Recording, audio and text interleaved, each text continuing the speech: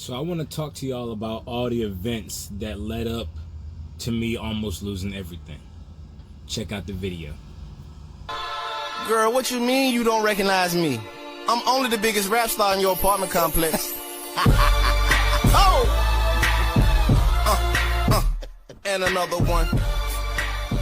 My nigga Knots on the beat. And another one.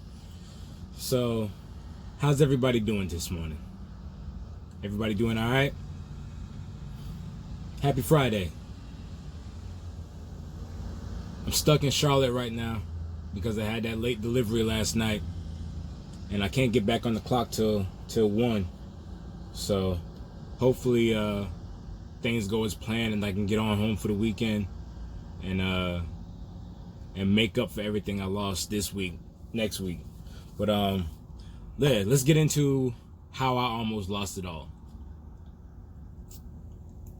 So the very first video I made on YouTube was a brief origin story about how I got into trucking and the mistakes that I made leading up to me leasing on with Landstar. So how I got my start. My background is in healthcare.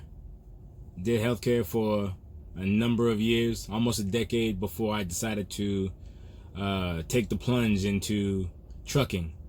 I got my CDL Class B originally through Wake County Public School Systems. I was going to be a school bus driver, but in the middle of the process, I heard that them boys didn't make no bread and they only got paid once a month. I knew that wasn't going to work for me, so I used them to get my Class B, and then I went and worked for a trash company called Waste Industries. I worked for them for about a year, and then I moved on to dump trucks, and then from dump trucks I moved on up to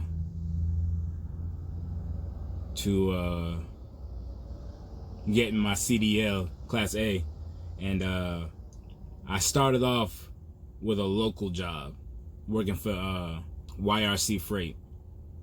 I was with them for about a year, off and on, really. About 6 months into working for YRC Freight, I bought my very first truck, and that truck was almost the death of me. I bought a 2007 Volvo VNL 630 with a DD12 in it. Had about 900,000 miles on it, and at that point in time I didn't know a damn thing about trucks. But from the research that I had done, I heard that the older trucks were the way to go because they didn't have the DEF systems on them yet. So I went ahead and got the truck. It ran good for about 6 months, and then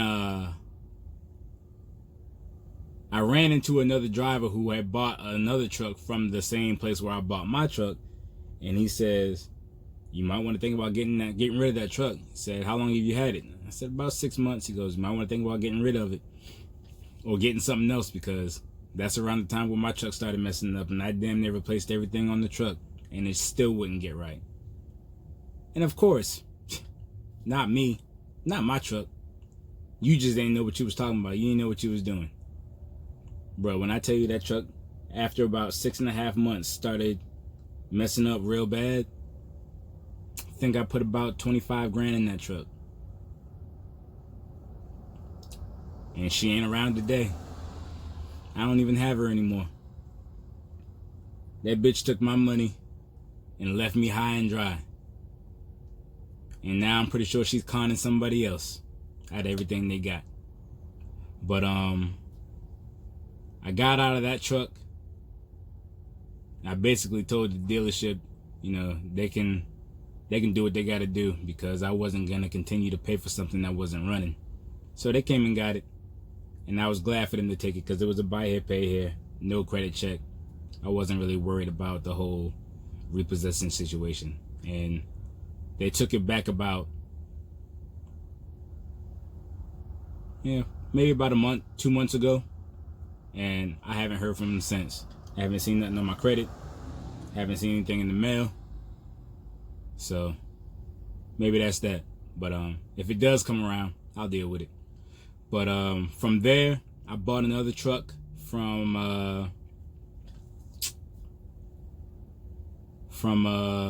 oh wait, before I even get to all that, the truck was breaking down so much when I had it, I couldn't afford to do it anymore. So I went back to YRC Freight, and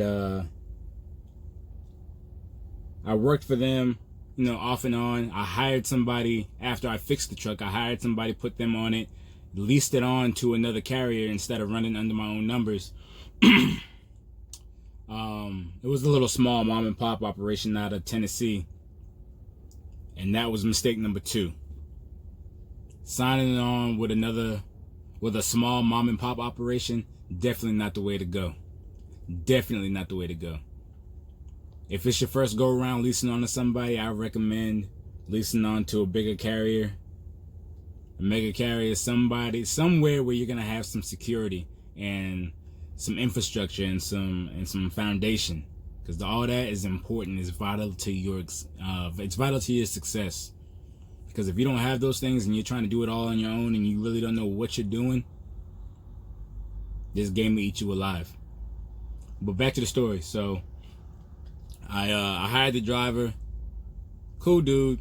You know what I'm saying? I didn't really have to excuse me. I didn't really have to, be on him a whole lot. He did what he was supposed to do. He made me some money. He made him some money. But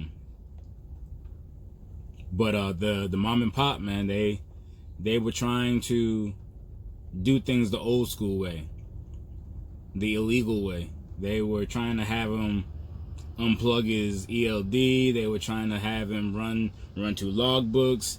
They weren't even letting the man get any sleep.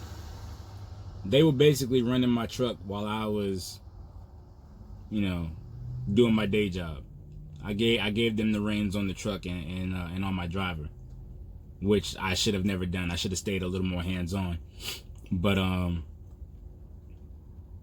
he ended up leaving because he was butting heads with the dispatcher. And the dispatcher was a damn dinosaur. I know what I'm doing. I've been in trucking 40 years. I know what it takes to make money, this and that, blah, blah, blah. But dude, you're not doing it the legal way. I'm trying to keep my business above board. And it just, we just weren't working out. But what I can say is that they did help me out of a few tight situations, because my money was real tight after the whole fiasco with the Volvo. So I ended up buying a second truck. It was a 2014 Cascadia. Bought it from a place out in Charlotte called Select Trucks. Select Trucks of Charlotte. Authorized Freightliner dealer, whatever. But I bought the truck from there, and that was another mistake, because I felt like I had to grow out of necessity. I felt like I had to purchase a second truck and get another truck on the road to help pay for all the things that were going wrong with the Volvo. That was another mistake. You should never grow out of necessity. It should always be organic when you grow. Your first truck, whatever truck it is you purchase, should be self-sustaining. It should be taking care of itself. It should be taking care of you. It should be taking care of the business expenses, so that way you don't have to come out of pocket for anything. I know this now. I didn't know it then, but I went ahead and bought that truck in hopes that it would pay for the first truck. But little did I know, at that point in time, drivers were hard to keep. And because I was working with a little mom and pop, the drivers didn't want to put up with the bullshit that the dispatcher was giving them. And he was so gung-ho on, oh, well, this is my business, I'm gonna run it how I see fit, and this and that. If you don't like it, I don't have to work with that driver, and I won't run your truck unless you get another driver, this and that, blah, blah, blah.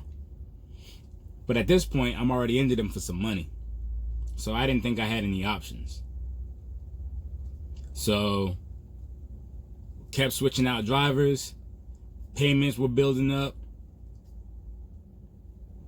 And come to find out, these people were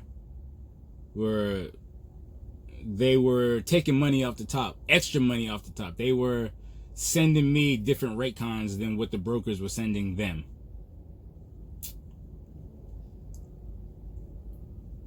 And I was also on a contracted rate of $1. I think it was like $1.80, $1.85 a mile, somewhere around there. But it was an all around bad experience. Should have never gotten to bed with them people. You know, lesson learned. But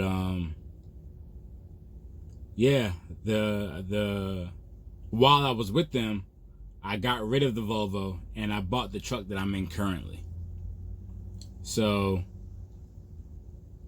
I was up to 3 trucks at one point, and then the Volvo completely shit the bed on me. So it stayed parked for quite some time, and then I bought this truck because I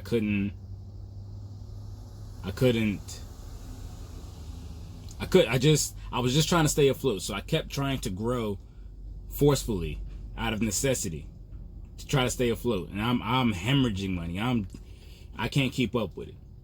So between that and the bad drivers, and for instance, I had one driver in the truck that was in the truck that I'm driving currently, and he was hired by, you know, that little mom and pop, and when I first met him, he seemed like a down to earth guy. He seemed like he had his shit together, but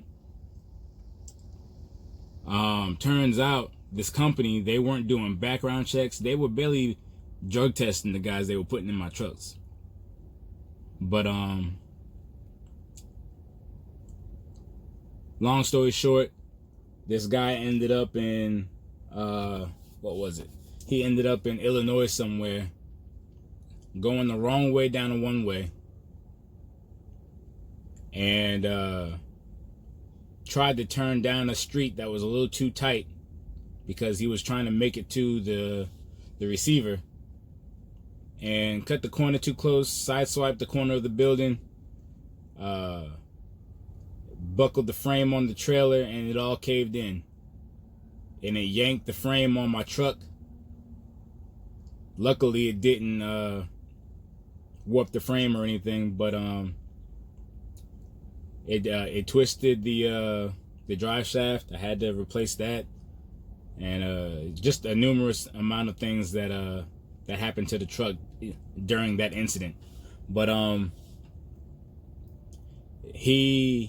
when the police arrived on the scene, you know, they were asking him what happened. They were taking his statement. I guess the officer noticed that his eyes were a little glassy, so that prompted a search on the truck, and they found 8 grams of meth in the truck. The woman that he had in the truck, he told me was his cousin, but turns out she was a prostitute that he had picked up in Pennsylvania. And she also told the officer that after he delivered the load that he was under currently, that he was going to take my truck back to Detroit and chop it up. Oh yeah, by the way, this dude had a history of stealing trucks and trailers, selling them for parts. How the hell did these people hire this motherfucker on my truck and didn't know he had a background, a few felonies for stealing trucks? Like I said, I can't put all the blame on them. It was me being an inexperienced business owner and not being more involved. But man, I learned a lot of lessons last year. A whole lot of lessons. A whole lot of lessons that I will never, ever make again. Ever. So, with all that being said, I damn near lost it all, because the driver that I had in the 2014 Cascadia, he left the truck up in Pennsylvania and got himself another job, but the truck broke down, which is why he left it, and it needed about $8,000 to $10,000 in repairs, somewhere in between. I don't remember the exact number. And honestly, I couldn't afford it, man. I was doing a whole lot of shit I couldn't afford. So whenever I sign off on a video, I tell you guys to be safe and to remain humble and to always hustle. That's the code that I live by now, man, because I almost lost it all thinking that I knew it all. Thinking that I could just buy these trucks and give them to a company and they thinking that I was gonna make all this money. This game ain't built that way. It don't work that way at all. So if you're gonna get into this game, you have to remain humble, because this game will teach you new things every day. And the day you think you know it all is the day this game will humble you and show you something completely new. This game will show you its entire ass if you think you know it all. So when I tell y'all I ate a piece of humble pie, but I didn't eat just a piece, a slice, but I ate the whole damn cake, the whole damn pie, the whole damn humble pie. I ate it. So I ended up letting go of the 2014 Cascadia. I ended up letting go of the Volvo. I ended up letting go of the drivers. I ended up separating from that mom and pop that I was with. And I said, fuck it. I'm going to go ahead and just start fresh, start new, at least on the Landstar. And I'm trying to rebuild everything that I lost. But this time around, I'm going to do it the right way. So I say that to say this. When you get in this game, before you get in this game, do your research. Research. And then when you think you're done researching, research some more. Talk to people. Like you'll notice that even if you're a company driver, if you're thinking about getting into being an owner operator, if you're thinking about getting into this, research, and talk to people. I'm sure that you'll be somewhere where you'll see some owner operator, and I don't know what it is about today's society. Everybody's so antisocial. Nobody wants to talk in public. Everybody always wants to talk on social media, but people don't talk to people anymore. Bro, talk to these drivers, man. Find out what's going on out here on these roads. It's important. Find out what you're getting into, or get a glimpse of what you're getting into before you get into it. It's crazy. It really is, because if you don't know, your ass gonna find out. Had I had known then what I know now, I'm sure I would be much better off. My business is almost 2 years old.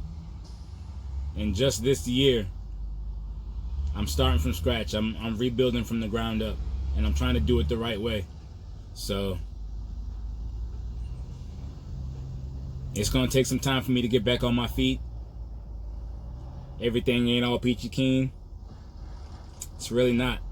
I mean, I'm not here to paint a picture for y'all like everything is perfect, because it's not. You know, the struggle is real, yo. That's all I can really tell you. The struggle is real. So my game plan with Landstar is I'm gonna take my damn time, and I'm gonna try to grow. I'm gonna try to build this empire, this legacy for my kids, for my kids' kids, for my kids' kids' kids. You know, I don't want my family to have to worry about nothing, man. At the end of the day, that's what we do it for. So I'm gonna work this truck for about a year. You know, I've already had a breakdown and, you know, a couple of blown tires, but, you know, shit like that is to be expected. But yeah, I'm gonna work this truck for a year, try to get the revenue up, and after the first year, I'll revisit the whole growing and buying more trucks, and seeing what I am able to do about growing my company. Because as of right now, I feel like I'm with the right company to do just that. I feel like with Landstar, the security is there, the infrastructure is there, and I can learn a lot from the way that they do things here. So I'm gonna keep hustling. I'm gonna keep at it, and I'm not gonna let this shit beat me. You know, I watch a lot of these other YouTube truckers, or truckers on YouTube, whatever you want to call them. You know, and I listen to y'all. I watch the things that y'all go through. I can relate to y'all. So I'm pretty sure some of y'all can relate to me. But I want to let y'all know that I appreciate all the information that y'all provide. You know, it's essential. They're essential keys to the game. A lot of the gems and jewels that you guys drop. I mean, I know you guys are out here. Some of you guys are out here for motivation and inspiration and to help drivers. But I want to let all y'all know that all you guys, whether y'all beefing or not, every last one of y'all that have information to drop that I watch, I appreciate all y'all, man. All of y'all. Just to name a few, you know, I watch Jay Rich. I love that girl show. She be kicking game, man. She knows about the struggle. She just started her journey, her owner operator journey. Keeping it 100. Calvin Leak, TB, Loshan, TRB, CB the trucker, Rich the trucker, Trucker Tony, Trucker Chris, Junior Honduras, Woody, just to name a few. You know, and if I left your name out, man, I'm sorry, man, but I'm pretty sure I'm watching your channel too. Y'all kick a lot of game, man, and I'm soaking all that shit up, all of it. You know, and I try to weed out the parts that apply to me. So again, thank y'all. But yeah, man, that's my story, man. That's the story of how I almost lost it all. I hope it can help somebody to avoid the mistakes that I made, to make somebody else's journey a little easier. And yeah, I hope y'all enjoyed the video. But I hope that y'all subscribe, like, and share. Always comment. Like I say, man, all feedback is good feedback, positive or negative. If you like the video, you like the video. If you don't, you don't. Let me know. Either way. But until the next video, man, be safe, remain humble, and always hustle. I'll holla.